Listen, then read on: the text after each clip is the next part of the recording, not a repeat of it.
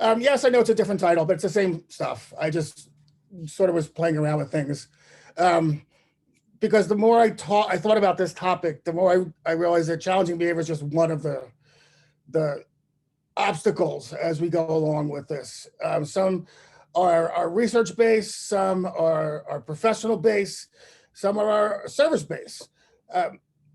But I do want to just sort of run through all of these, I think, in the 35 minutes that I have. So probably a little less so I can answer any questions that you might have.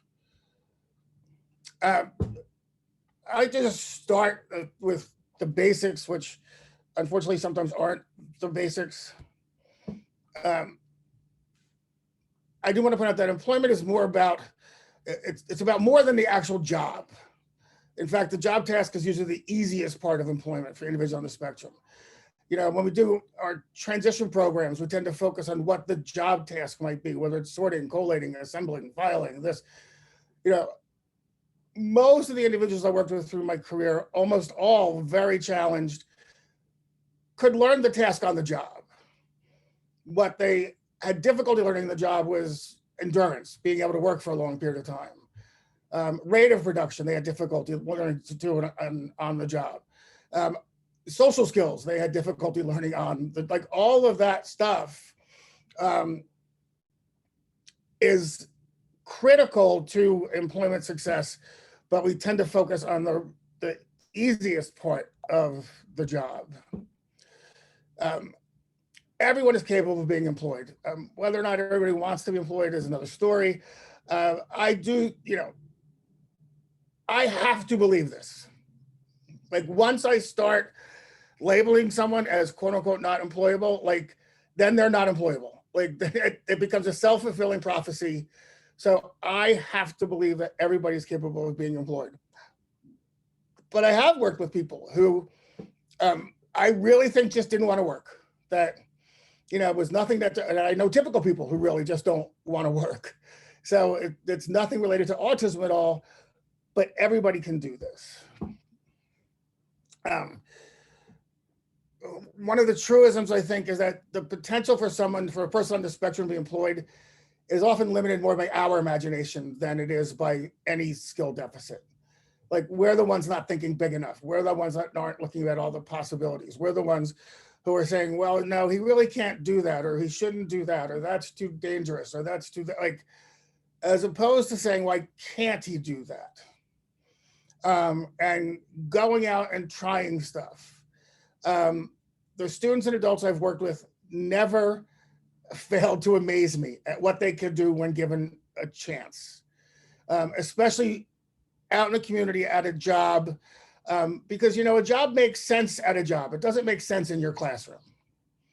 You know, so the more that they can get out there and do this stuff, the better off everybody's gonna be. I think the most important issue in terms of a job is job match. And I'm sure everybody knows what it is, but let me just give a quick little definition here. It's the extent to which a particular job meets the individual's needs in terms of challenge, interest, comfort, camaraderie, status, hours, pay, and benefits. Ideally, as we move through the job market, we get closer and closer to our ideal job match. Now, all of you have some connection to the world of autism. That's why you're here. Throughout my career, which is now over 40 years, I would tell people what I did for a living, and I would get responses like, oh, you're such an angel, or you have so much patience, or, oh, God bless you for doing. I'm like, A, I have no patience whatsoever. B, I am not an angel by any stretch of the imagination. And God's blessing didn't bring me to this job. You know, like I do what I do because I love what I do. And all of you here today know, if you don't love this job, you can't do it. I don't care what your role in it is.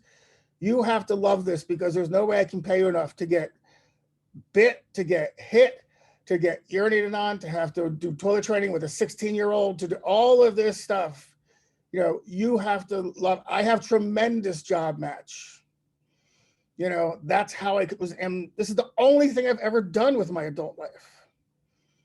Typical American, however, changes jobs, careers, not jobs, careers, like 3.4 times in their lifetime.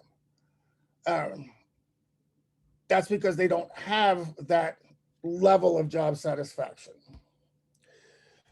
And there's research to support it, okay? A recent survey, only 45% of Americans are satisfied with their work. So like half of people. And they chose that.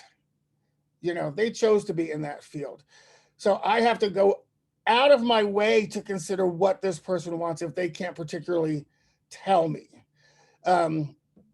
Workers have grown steadily more unhappy for a variety of reasons. Fewer workers consider their jobs to be interesting. Incomes have not kept up with inflation, and soaring cost of health insurance has eaten into workers' take-home pay. I think in our heads, we've often relegated those incredibly boring jobs to jobs that people on the spectrum can do. One of the things that I hate is when people say, people with autism like to do repetitive things. That's why they would be good at this job. The fact of the matter is, people with autism like to do repetitive things that they like to do. It's not really a generalizable skill to other things. It's just a personal interest. I am, in my personal life, a comic book collector. So I will sit there and bag and board, putting comic books in those bags. I will record it into an Excel file. I will figure out what a price might be for this book, and I keep them all. I keep them all in boxes that are all labeled, all this stuff. I'm not going to do that for other things. I'm just doing it for that. So the idea, if you think, oh, well, Peter likes organizing stuff, Peter likes catalog. No, I don't. I only do it for this. If we're really talking about employment success, though, and I have to, I'm sure that Fred Volkmar is not here listening into this talk, but if he was, I have to give credit to the Journal of Autism and Development Disorders for publishing a lot of really good employment research. If you want to check out a good source for new and interesting research, you really should go there and check them out. But this is from 2020 article by Drever and colleagues. Employment outcomes for individuals with autism spectrum disorder are poor. We know that. We don't really know how poor. We don't have great surveys or big surveys. The best data we have is coming out of Paul Shattuck's group, although he left. I don't know who's there now, at Drexel, looking at the National Longitudinal Transition Study data.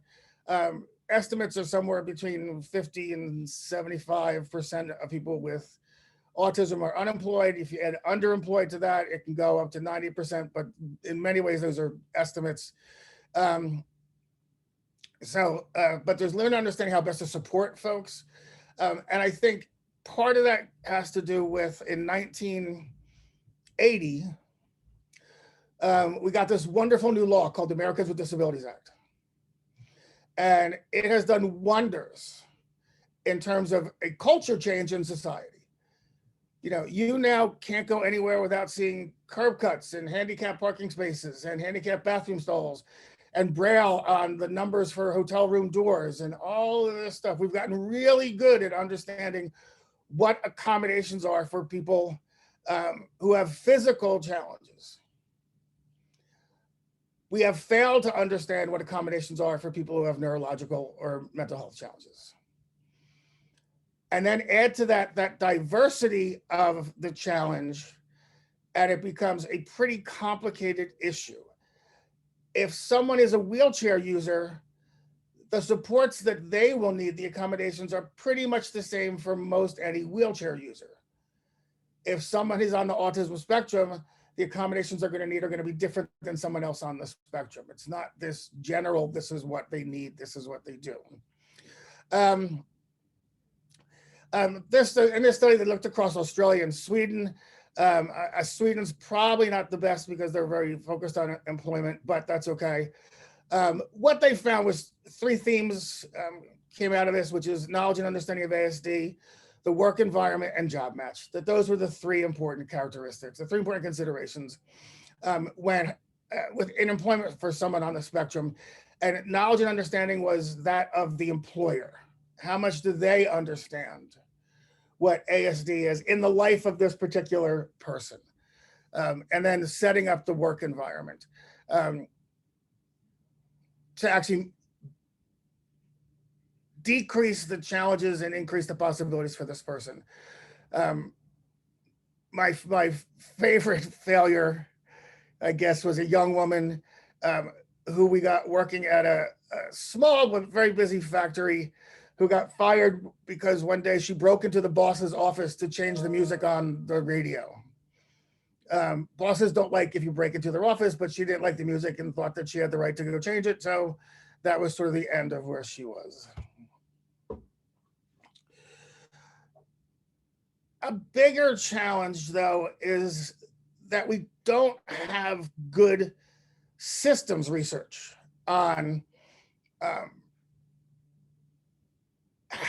what are the best possible services for individuals on the autism spectrum. There are articles out there highlighting this program or that program, or Project Search or Project Hire or this and those are great, but we don't have the ability to figure out what is really the best type of intervention, type of program for different individuals at different stages of their life. Here it says, nevertheless, fewer than half of young adults maintain a job. We said that before. ASD presents with a range of social communication issues, but businesses are unwilling to hire capable candidates, concerned, among other things, with an increase in supervision costs and a decrease in productivity. This is a bias based on misperceptions, which goes back to the earlier article about employer knowledge. So some of the challenges that we can talk about. This is just a personal thing of mine right now, and trying to figure out where we're going with this and how to make this work. The turnover in direct service personnel in adult services is horrific. I would love to be there in person with you guys because I want to know how many people work in adult services, but this is about it's. I have the stats later on, but the role of many direct service professionals reaches far beyond addressing basic activities and instrumental activities of daily living. They often provide personal care, facilitate engagement in the community, assist in skills development, contribute to improved quality of life, provide habilitative supports and services, support for increased independence, medical and medication management, mental health management, resources to prevent and navigate crisis, and family supports. A recent 2020 report indicated that nearly every stakeholder indicated there were high turnover rates. In 2017, the average DSP, direct service personnel, turnover rate was 43.8%. 43.8%. And there was a full-time vacancy rate of 8.1%. So that's, now we're getting up to over 50% turnover. You can't run a McDonald's like that. So how do you run an employment program for people with autism spectrum disorders and intellectual and behavioral challenges? If we can't get a consistent staff, if we can't get a trained staff, if we can't pay people a living wage, nationally, the average wage for direct service professionals was $10.72, which was well below the typical living wage, which was $16.07 in 2017, and not the year like 20,000 something. It's a hard job, and it's hard to recruit people to do this because it's not valued by society. That's the big issue here that we have to face.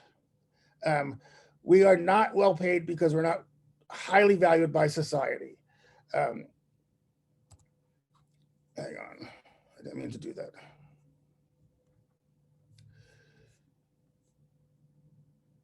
I just did it again.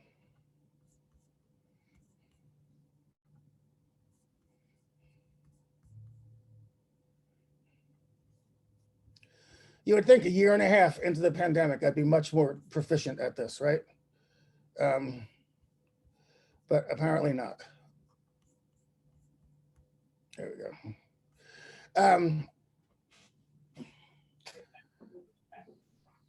And now I've lost my train of thought. Well,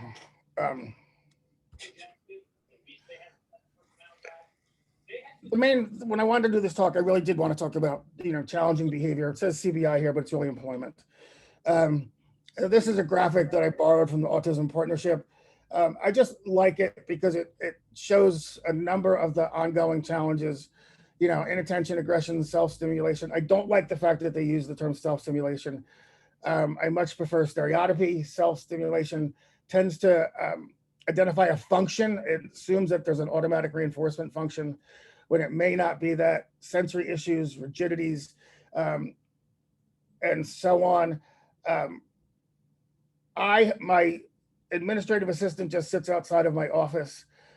She is continually cold. I am a person who's continually hot. Our air conditioning systems and heating systems are linked to each other, so they both either have to be on air conditioning or they have to be on heat. That presents a sensory challenge to one of us or the other at any given time. So when I say sensory challenges, they're inherent to everybody. It's not necessarily just an autism thing. But it's common. I mean, self-injurious behavior has been reported in more than 27.7%. Aggression was reported in about a quarter of the sample of 400 individuals. There isn't any socio-demographic measures that were significantly associated with it, except for overall cognitive level. So individuals who had more cognitive challenges were more likely to demonstrate aggressive behavior. But I'm a behavior analyst. I'm sure many of you are. And we have 50 years of over 50 years of behavioral research focusing on assessment and intervention of challenging behavior. Early on, it was really just the development of punishment procedures and reinforcement procedures. Then with Brian Iwata's work, it got into the functional analysis. And now we're looking at Greg Hanley's work and some of the other things and looking at a much more holistic approach again. But all of this research, maybe not all, the vast majority of this research has been conducted in really well-controlled environments. For those of you who do employment development and support, that's not a well-controlled environment. That variables change all the time in that environment. So telling me something that might work when I control all the variables isn't really all that helpful. At the EPIC school, we contend that we should be successful in our classrooms because we control every variable. The only real measure of success is how our students do outside the classroom, whether they're at a job training site or home with their families or whatever, but that's got to be our measure of success. But if you look into the research, there's no agreed upon definition of in the community. If you look at functional assessment, if you look at assessment, if you look at like in the community, the research uses in the community generally to describe a classroom as opposed to a clinic or other research setting. That is not in the community. That is just another controlled environment. So again, tells me very little about how to address this particular challenge. And obviously, and I've said this a couple of times already, that researchers, given the complexity of autism, this idea that real world research is not accepted as a standalone worthy endeavor because it's hard to get published. There's not large numbers that you can work with. It really is a gap in our knowledge about how to effectively support individuals on the spectrum when they're at work or in the community. Now, thankfully, we have a lot of bright people working in this field who have figured out a lot of really good stuff. I think one of the challenges that we face in this particular area is that there are pockets of excellence around the country, but they sort of keep their message under their light covered because they do what they do it well, and they don't publicize. And they don't talk about what they do that's so effective. I think we need to start some sort of crowdsourced database of what were effective interventions in terms of supporting people at jobs in the community, or even just in the community in general. I don't want to talk about that. So when it comes to display of challenging behavior in the community or at the job, ask me one question. Is this the hill I want to die on today? This is the one question that I teach my staff, that independent of what you think you know about behavior analysis or this person or long-term goals or short-term objectives or whatever, is this the hill I want to die on today? I think historically our field, it swung to that there was every hill we were willing to die on, then it swung to very few hills, and now it's sort of back into the middle again. But the example I want to use here from real life, from us, I have a student who graduated last year during the pandemic, unfortunately, so he really did graduate into a services cliff. But probably the most aggressive student that I've ever worked with in my life. And I've worked with a lot of aggressive students. When he first came to us 5 years ago, there were on average 5 aggressive episodes that required some kind of physical intervention. This was a challenging individual. A lot of self-management strategies, a lot of reinforcement strategies, a lot of behavioral relaxation strategies.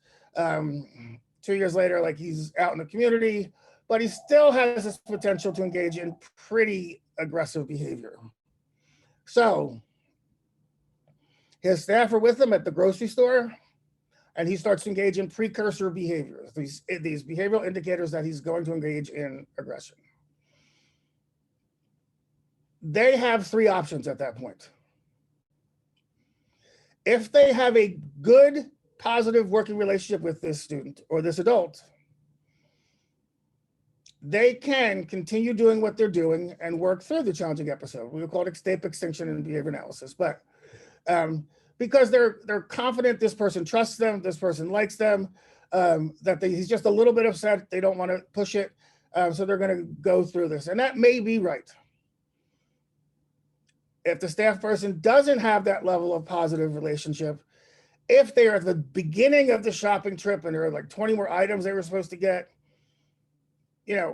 maybe continue what you're doing, get one more item and then terminate and reinforce and get out of there. That's called ending on a positive note. That may be the right thing. The third alternative is you are out there and he starts to engage in precursor behaviors, and all of a sudden you look around and you realize that that day was the day that Social Security Administration deposited all the Social Security checks into all the accounts of everybody over 65. So the supermarket is filled with people over 65. Then the correct answer may be, we're just going to leave the basket right here and we're going to go and we're going to get out of here. And we will sort of live to fight another day. The fact is, as a function of any myriad factors, any one of those 3 options might be the best option at a particular time with that student or with that adult. But in employment, it has to work differently, because we have to work with employers who typically don't expect someone to just leave the job. So we work very closely with families, with employers, with individuals, to be able to disclose certain information not related to their disability, about what a worst case scenario may be and how we will deal with it so that the person can stay employed. Because if we don't cue the employer in and something happens, we've lost that job. If we cue the employer in and something happens, we probably kept that job. This goes back to that employer knowledge and understanding thing. So, that's not the end of the show. I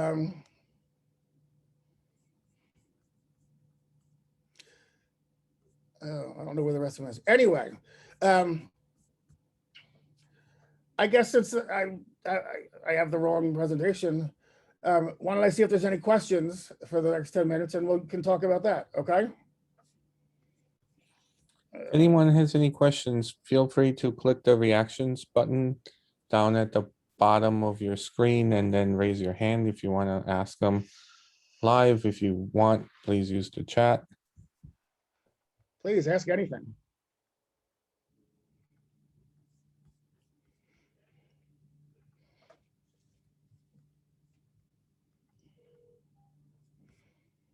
Because I can just keep talking.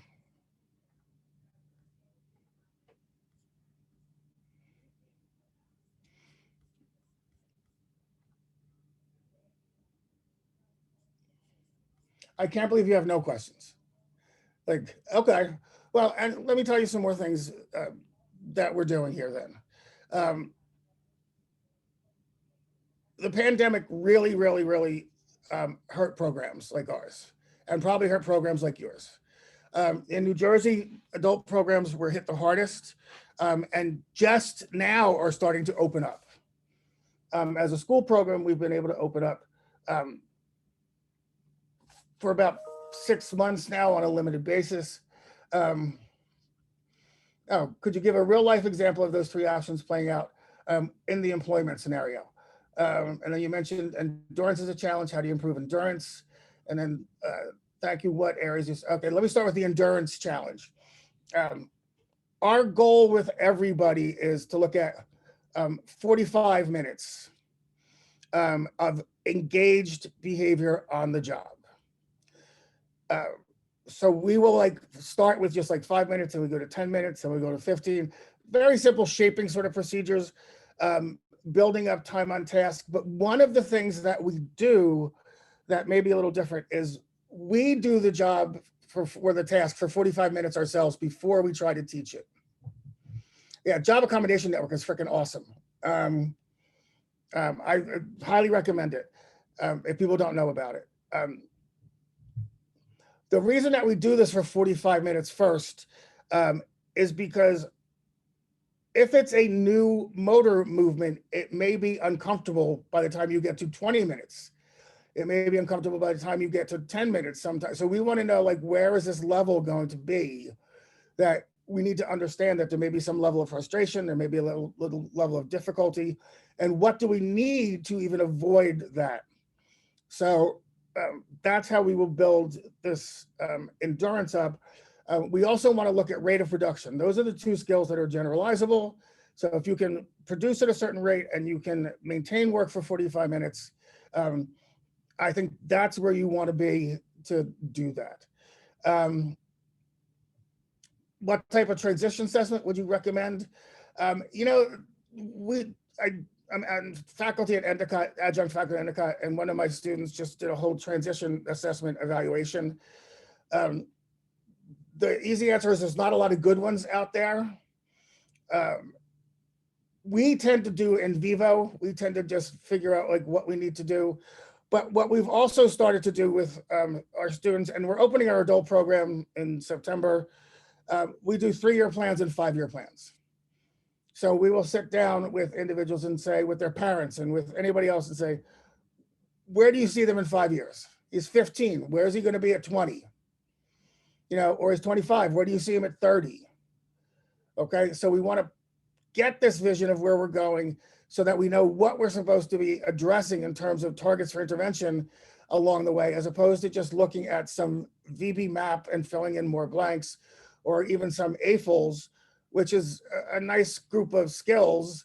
But it's also, I think, skills that are more useful in a very middle-class suburb than in areas where many of us do live. The essentials for living, I think, is good, but it's also very complicated. So like you have to take like almost a full day course to be able to use the AFLs. So that's a little bit of a problem. Like I said, there's a free one that you can download off the Autism Speaks website that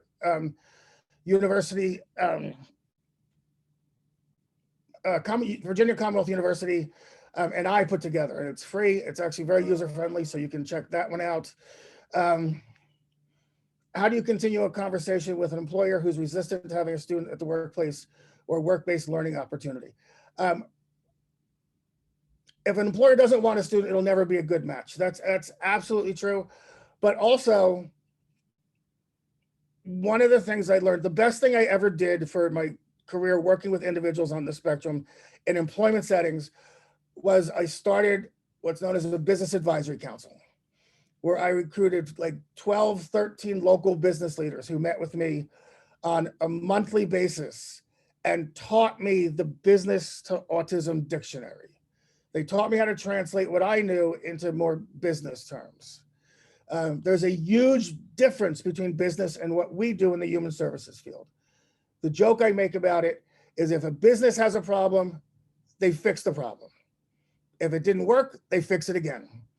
In the human services world, if we have a problem, we form a committee. That actually is then it forms a subcommittee, and then it goes around like this. So I had to learn how to work with them. And one of the things that they taught me was identify the pain, heal the pain. And the fact that I am doing them a good thing, they're not helping me, I'm helping them. So I would go in and say, by the way, do you have problems with high staff turnover? Do you have problems with like people hanging out the water cooler longer than they're really supposed to? Do you have problems with people coming in late? Do you have problems with people like who are like fomenting dissent like among this and like are just complaining about everything and making everybody like, if so, I got some really great employees for you. I say they have autism, but that's my job, not your job. So don't worry about that. I'm just here to make sure that you get the best qualified employees to meet your needs.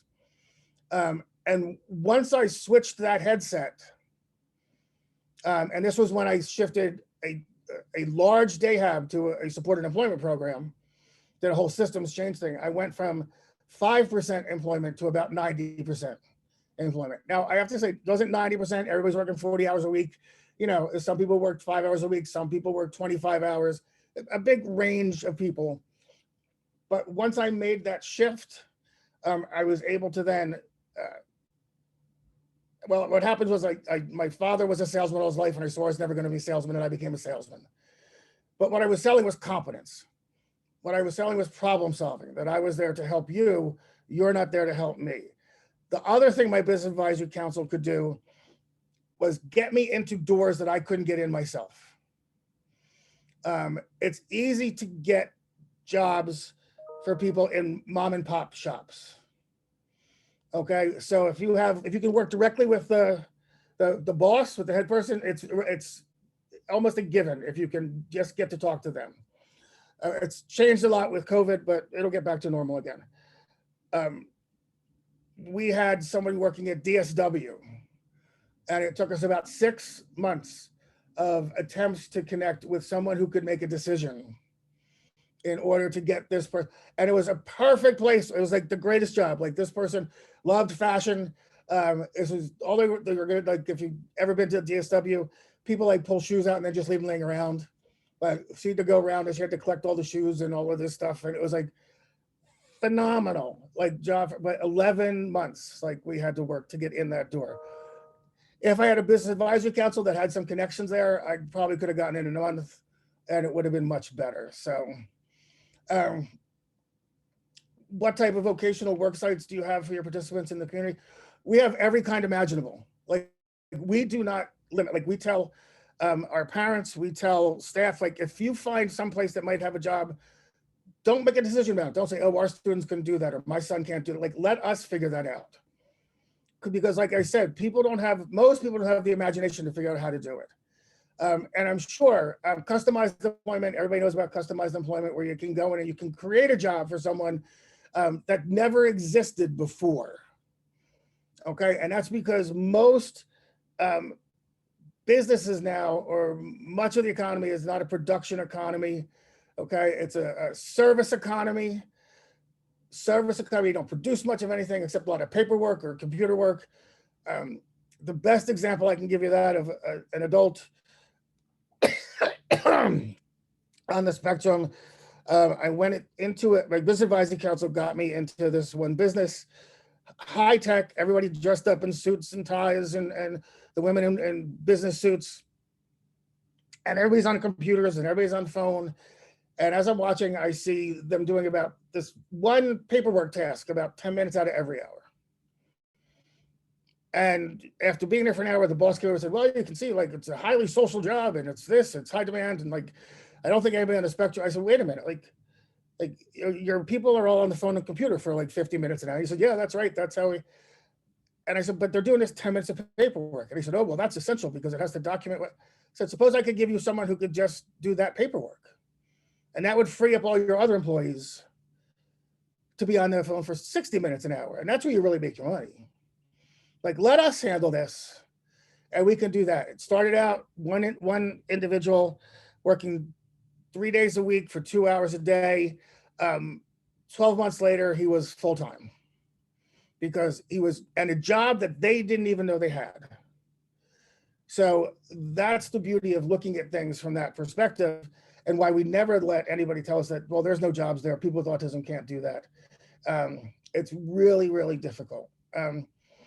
I work in a school-based 18 to 22-year program where students go out to entry-level jobs to gain employability skills.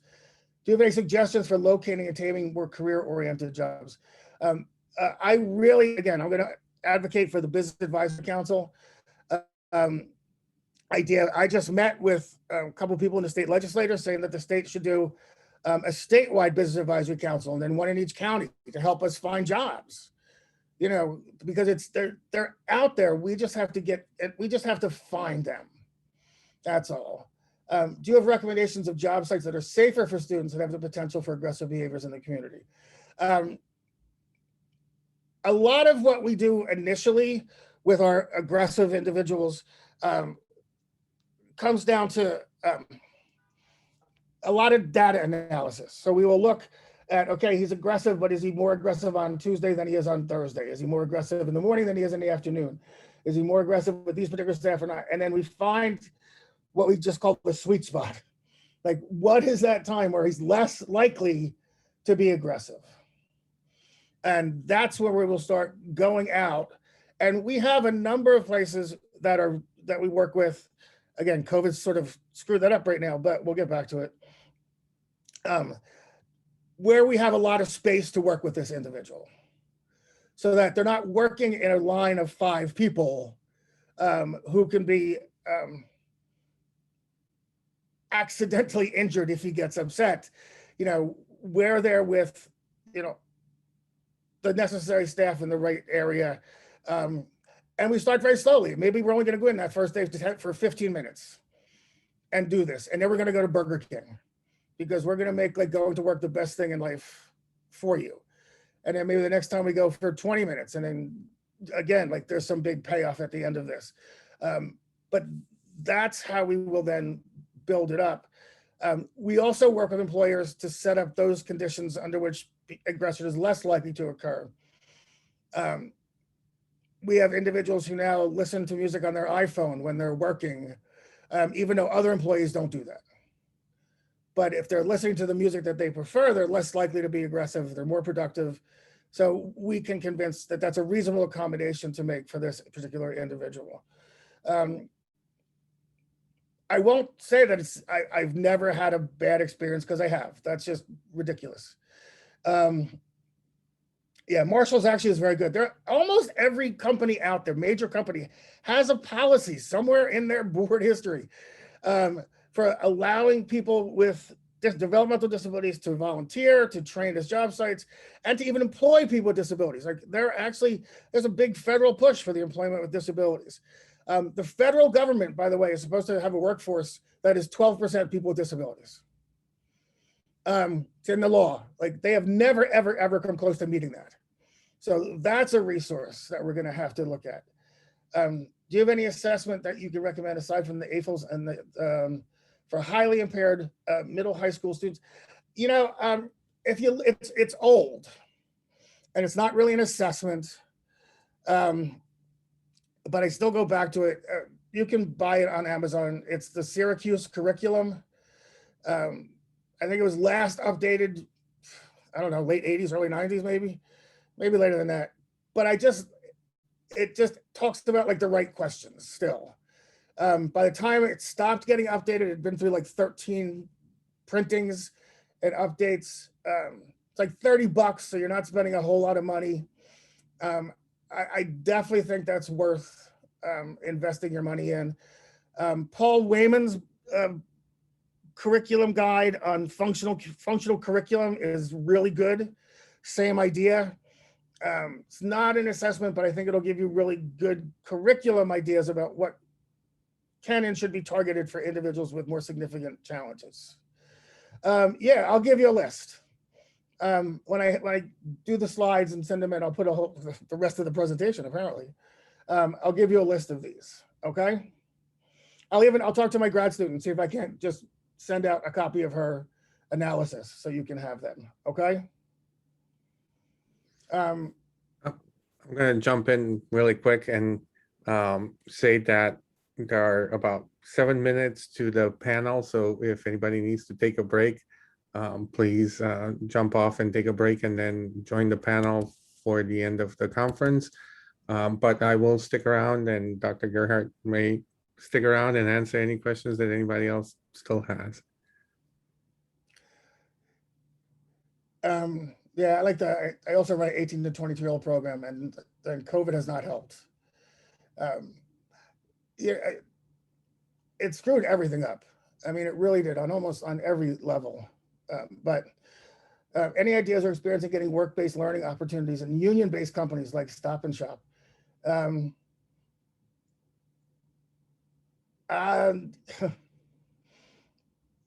Not positive. I haven't had a whole lot of experience, quite honestly, and successful experience with unions. As a matter of fact, I've had some of my most negative experiences in working with unions. So I don't have any good suggestions there.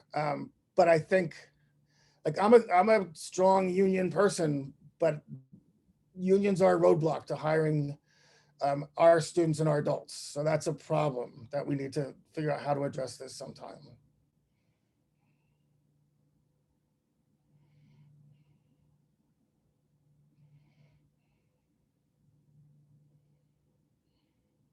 Yeah, I had no luck at big chain grocery stores, fried chicken, Stop and Shop. Yeah, I've had luck at the Big Y in West Hartford. Is that a grocery store?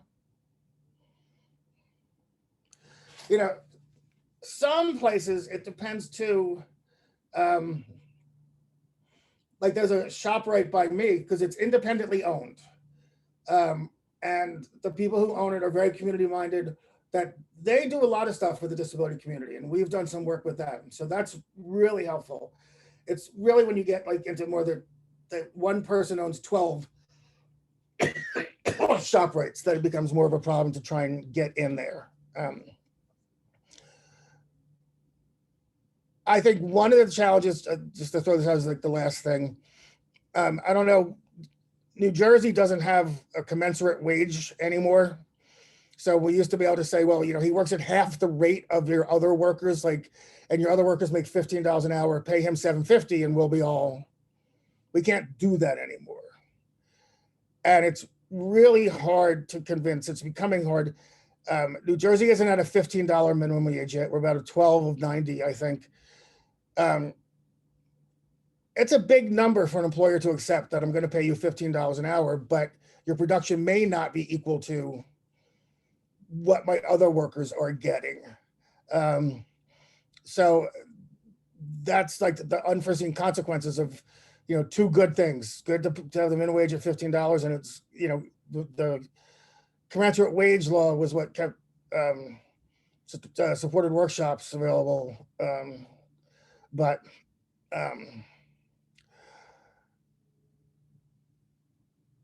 see, this is what I said. We need to have like a crowdsourced board on this kind of stuff about where to go, what are good opportunities, and just what we do. Like, what are things that you've done to achieve these goals for your students or your adults, and all of that stuff. So maybe I'll get around to doing that because I think it'll be really, really useful. So anyway, I want to thank you all for hanging out with me. I apologize that I brought up the wrong presentation. But I will get a copy of this out with a whole list of assessments and my thoughts on it, okay? All right, well then, thank you all very much. It's been a real pleasure.